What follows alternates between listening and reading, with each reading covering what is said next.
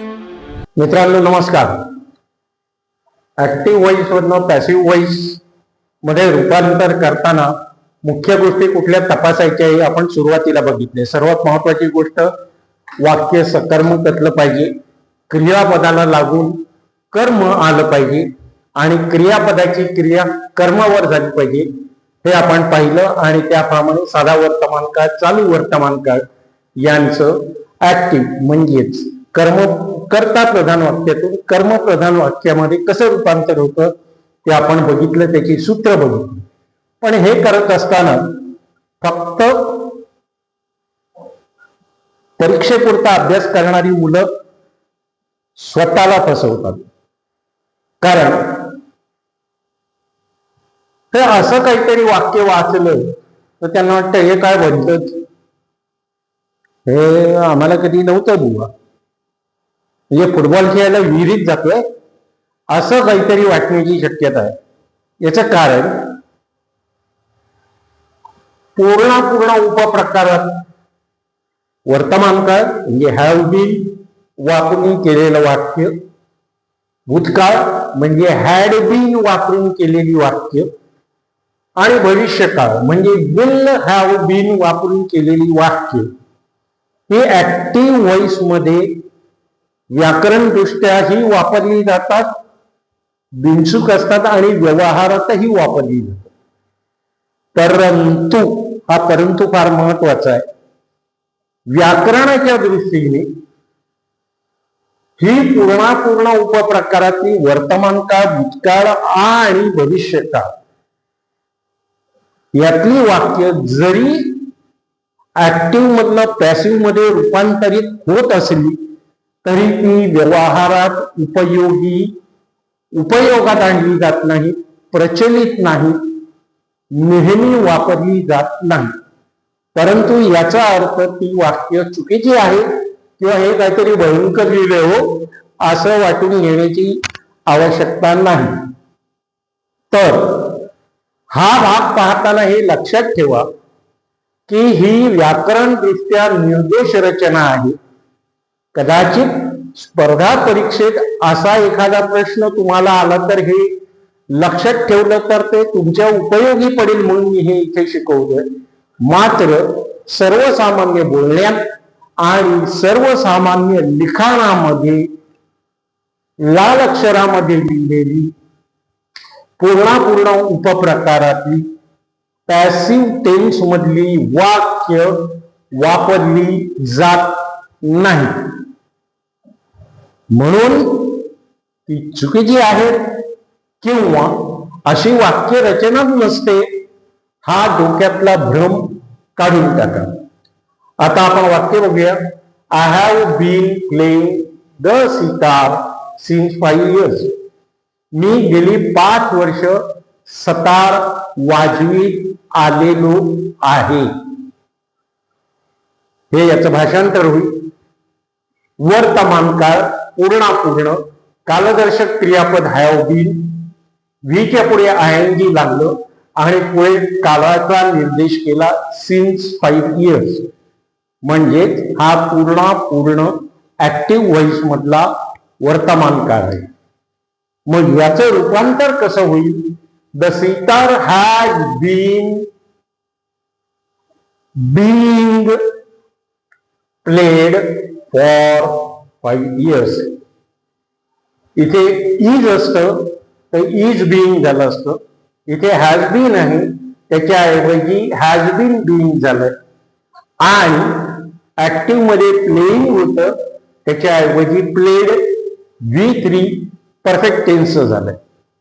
वाक्य पूर्णपणे व्याकरण दृष्ट्या बिनचूक, निर्दोष आणि 100% बरोबर आहे.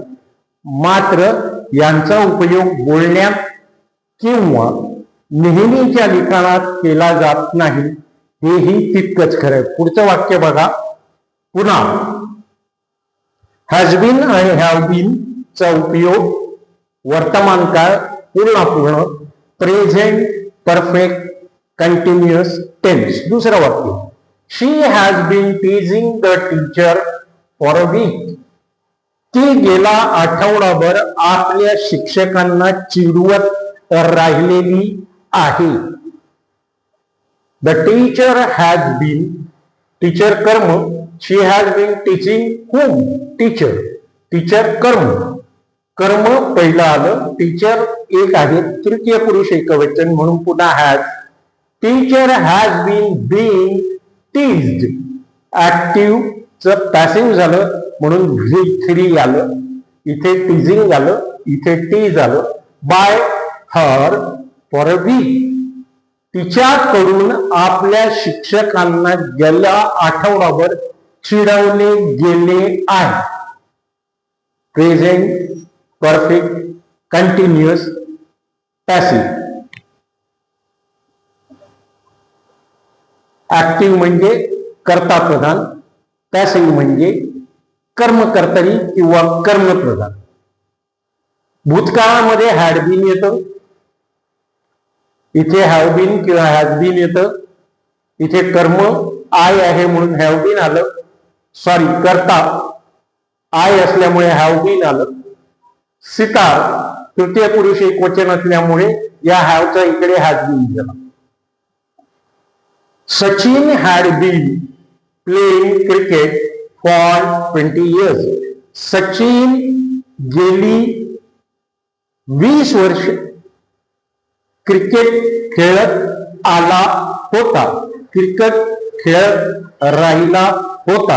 इथे आहे, इथे होता आहे. भूतकाळातला पूर्ण भूतकाळ, करत राहिलेला होता, आता नाही करत. हा याच्यातला आणि याच्यातला फरक आहे. Cricket had been played for 20 years by Sachin. मला वाटतं भाषांतरावरनं दोघांमधला फरक कळला असेल. पहिला वर्तमान काळ आहे, दुसरा भूतकाळ आहे. पहिल्यामध्ये हॅव बीन आणि हॅज बीन आलं. भूतकाळामध्ये कुठलंही सर्वनाम असून दे हॅड बीनच येतं. पुढे दे अनेक वचन. Had been cutting trees since 1994. ते 1994 हिमाचल प्रदेशाचे जंगलतोड करणारे जे कॉन्ट्रॅक्टर्स आहेत ते 1994 पासून ही जंगलतोड करत राहिलेले होते.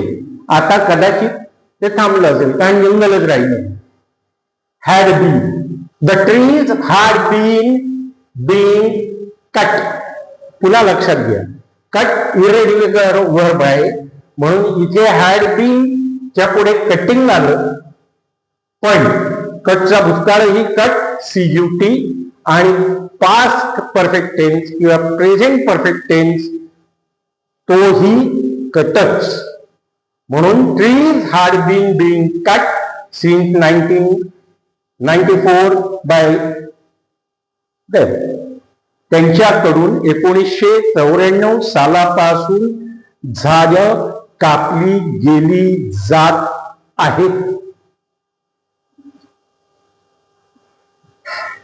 वर्तमान काळ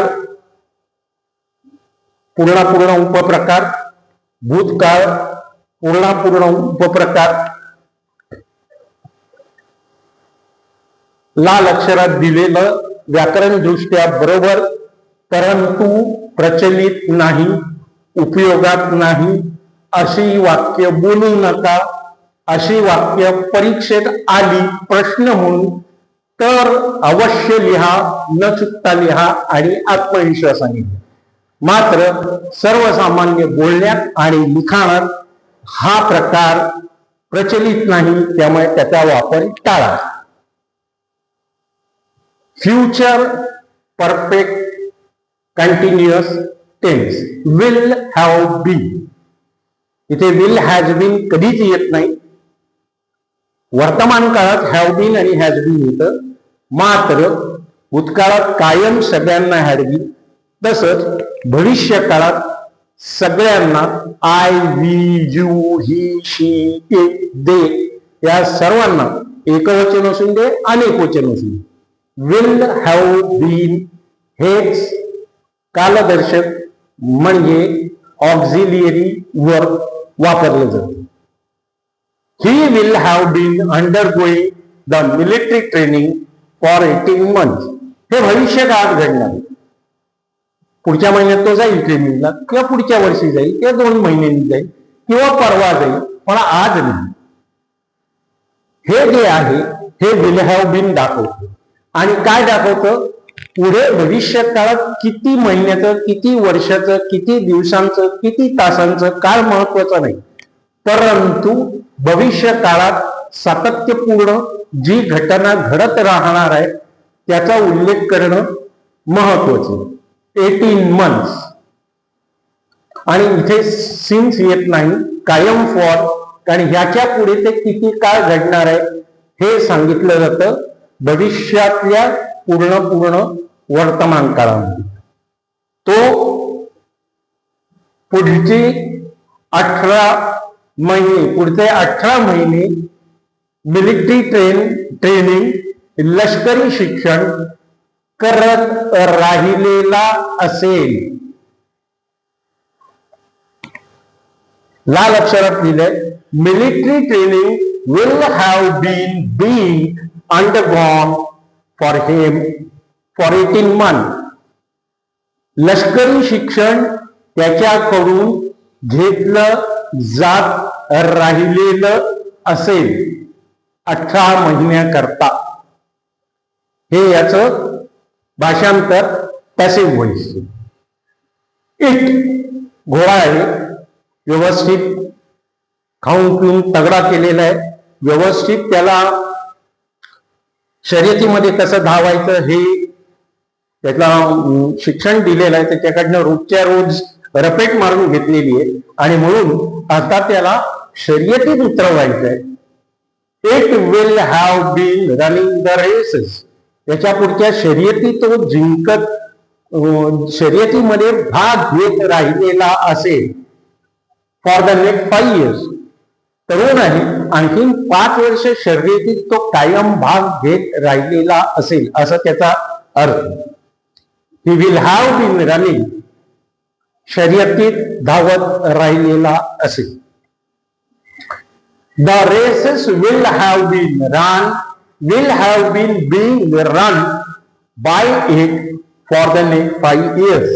इथे पुन्हा लक्षात घ्या, रन, रॅन आणि रन.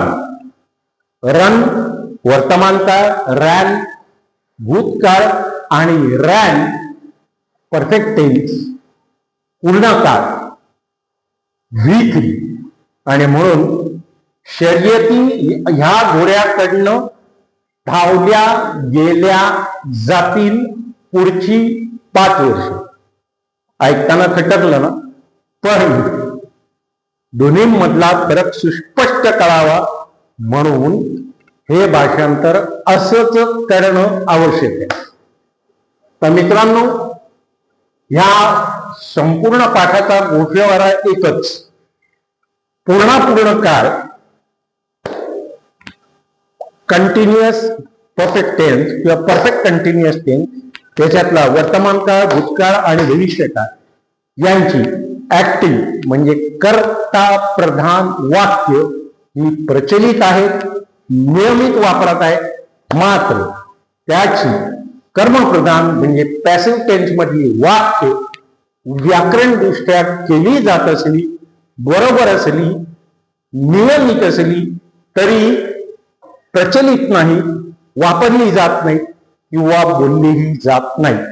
तरीही कदाचित एखाद्या स्पर्धा परीक्षेत तुम्हाला हा प्रश्न आला तर तुम्हाला डोळ्यासमोर भगवगीत उजेड यायला नको, अवाक व्हायला नको की बाबा हे काय भयंकर विचारले. म्हणून माहितीसाठी दिलेलं आहे, जे फळ्यावर दिलंय ते कृपया लिहून घ्या, नीट वाचा आणि मी जे भाषांतर सांगितलंय तेही वहीत उतरवून घ्या.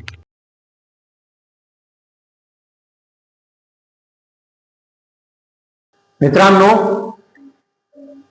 या पाठावरनं तुमच्या लक्षात येईल की आपण मराठी माध्यमातून शिकत असताना या गोष्टी आपल्या अभ्यासक्रमाचा भाग नसल्यामुळे आपल्याला कळत नाही, आणि त्या न कळल्यामुळे बरेचदा वाचनात ही गोष्ट आल्यानंतर आपल्याला गोंधळायला जातं, गोंधळायला होतं, बावरून जायला होतं. ते होऊ नये म्हणून हे बारीक सारीक तपशील परीक्षेपुरते नाही तर इंग्रजीच्या समग्र आकलनासाठी जे आवश्यक आहे ते मी इथे तुम्हाला सादर केलेलं आहे. इंग्रजी शिका, आत्मविश्वास वाढवा. इंग्रजीच्या बारीक सारीक खुब्या पाहण्यासाठी कोचरेकर मास्तर पाहायला विसरू नका. आणि तुम्हाला काही शंका असतील, काही प्रश्न असतील तर कृपया कॉमेंट सेक्शनमध्ये, प्रतिक्रिया विभागामध्ये लिहायला विसरू नका. प्रत्येक व्हिडिओच्या खाली माझा वैयक्तिक नंबर दिलेला आहे आणि लिंक मधनं तुम्ही व्हॉट्सअपवरही मला प्रश्न विचारू शकता. तर इंग्रजी शिका, इंग्रज होऊ नका, पक्के 100% मराठी राहा.